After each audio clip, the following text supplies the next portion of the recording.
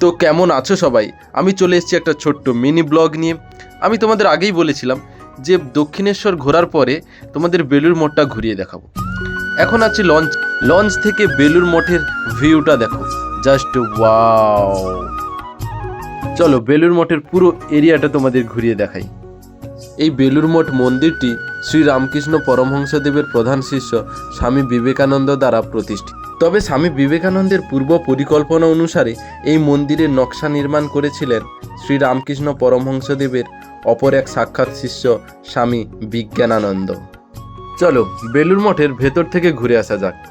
এরপরে তোমাদের দেখাবো এখানে যে প্রসাদ বিতরণ করা হয় সেই এরিয়াটা। আর হ্যাঁ, প্রসাদ নেওয়ার আগে কুপন কালেক্ট করতে ভুলবেন না। কুপন কালেক্ট করার পরে এই যে বিল্ডিংটা দেখতে পাচ্ছেন বেলুড় মঠের অপোজিট সাইডে, এখানে প্রসাদ বিতরণ করা হয়। এখান থেকে প্রসাদ নিয়ে নিলাম। প্রসাদে ছিল খিচুড়ি, চাটনি আর মিষ্টি।